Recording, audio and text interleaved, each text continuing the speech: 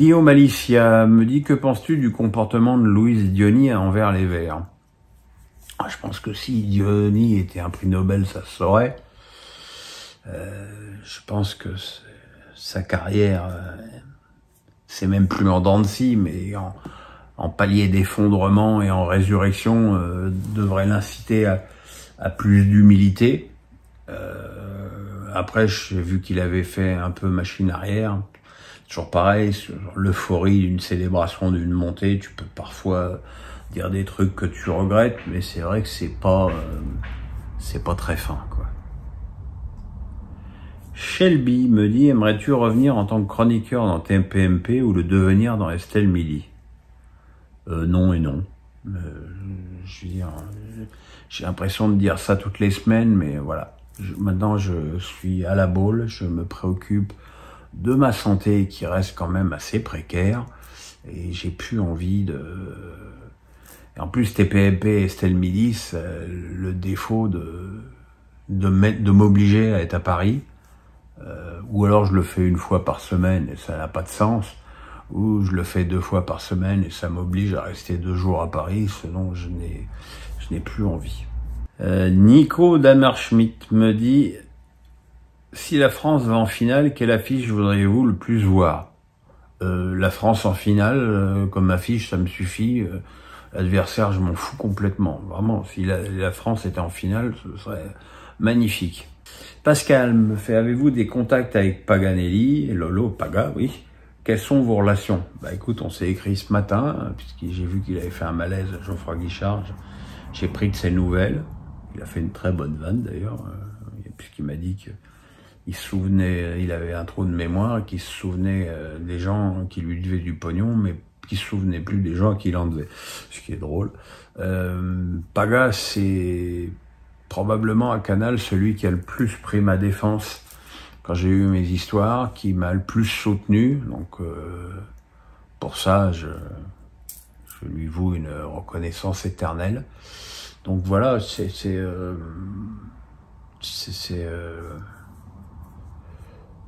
Paga, quoi. Qu'on aime ou qu'on n'aime pas son style, il a apporté quelque chose de nouveau au bord terrain. Et souvent, je note quand même que, et ça personne n'en parle, ses réflexions pendant le match sont quand même extrêmement fines sur le plan tactique. Plus que ses interviews en anglais ou pas en anglais d'ailleurs. Fabien Lissette me dit, que penses-tu des incidents lors de la finale de la Coupe de France et aussi pendant la Gambardella avec ces jets et crachats sur certains joueurs qui ont, rappelons-le, n'ont que 17 ans. Où va-t-on? Qu'est-ce que vous voulez que je vous dise sans que je m'énerve?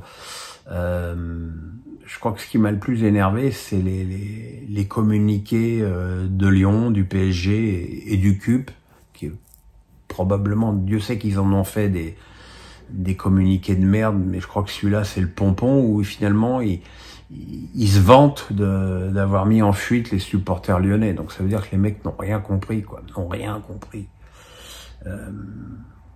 Je pense que il y a eu forcément, au niveau de l'organisation, une erreur qui a fait que les bus lyonnais sont arrivés dans un endroit où il y avait des Parisiens. Que ça ne devrait pas arriver dans un pays comme la France, qui se dit capable d'organiser des Jeux Olympiques dans 2 mois et demi. Donc ça, c'est le premier point. Après, qu'il y ait des connards qui se tapent dessus comme ça sur des parkings à coups de couteaux, à coups de battes de baseball. Ben, je suis désolé, il y a des forces de l'ordre, qu'il y ait des gens qui soient arrêtés quant aux incidents pendant la finale de la Coupe Gambardella. On a très bien vu les supporters qui ont balancé les bâtons sur le gardien de Marseille. On a très bien vu le supporter lyonnais, ou alors c'est un mec en immersion, enfin il y avait quand même marqué OL sur son t-shirt, qui crache sur le jeune Lafont. Je veux dire, c'est quand même pas difficile d'identifier ces mecs-là et de les radier à vie de stade. Effectivement, c'est un peu pénible de toujours vouloir des sanctions collectives.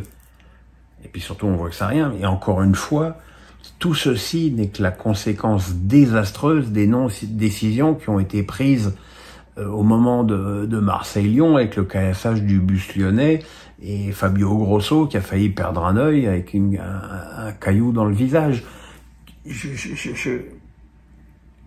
Que les mecs se soient ainsi défaussés. Ah bah ouais, mais ça se passe pas au stade. Allez, hop, hop, hop. Non, mais c'est pas possible. Ce n'est plus possible. Il faut adapter. Et il faut qu'il y ait des arrestations. Il faut qu'il y ait des interdictions de stade. Il faut qu'il y ait des condamnations. Il faut qu'il y ait des mecs qui aillent en prison. Parce que quand tu tapes sur quelqu'un, bah, tu vas en prison. Quand tu balances des bâtons, tu vas en prison. Et les pauvres communiqués outragés de la Fédé, du PSG ou de Lyon, ils sont minables, ils ne servent à rien, et voilà, et ça continuera, et on continuera à dire bah ouais, qu'est-ce qui se passe. C'est scandaleux, c'est totalement scandaleux. Yves Perry me dit, l'OM ne jouant pas de Coupe d'Europe, ne serait-il pas temps de bâtir dans la durée avec un entraîneur qui ne change pas tous les ans? Avec Longoria, la pression excessive des supporters et l'environnement trouble du club, ce n'est pas évident. Bah, t'as tout dit, hein. C'est vrai que ce club véhicule effectivement une passion incroyable et exceptionnelle, mais cette passion incroyable et exceptionnelle, elle est aussi avec pas mal de défauts.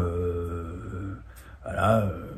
Il n'y a pas un autre club en France où tu as un Rachid Zeroual qui s'occupe d'un groupe de supporters qui ramène sa gueule à peu près sur tous les sujets du club. Il n'y a pas un autre club où tu te retrouves avec un humoriste sur une banderole à un match de Coupe d'Europe. Il n'y a pas un autre club où le président se fait menacer par des supporters.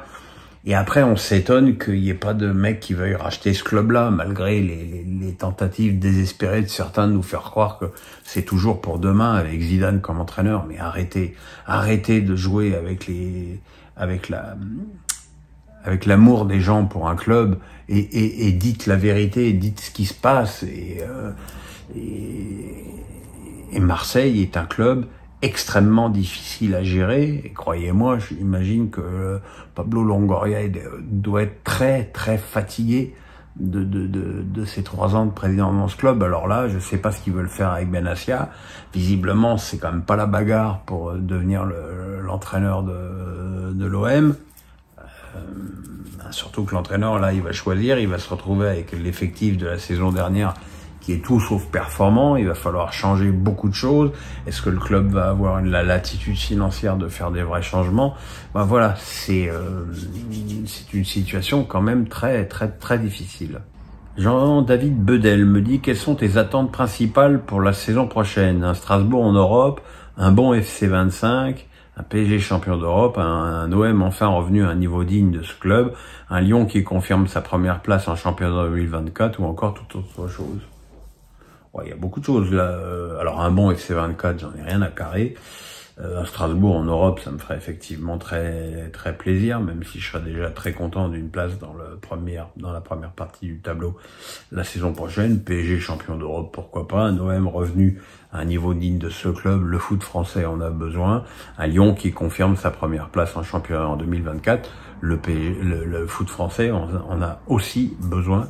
Le foot français ne progressera vraiment que lorsque ces gros clubs au gros budget occuperont les premières places. Parce que moi, je veux bien qu'on dise que le Qatar tue la Ligue 1, mais c'est pas le Qatar qui fait que Marseille n'est pas en Coupe d'Europe.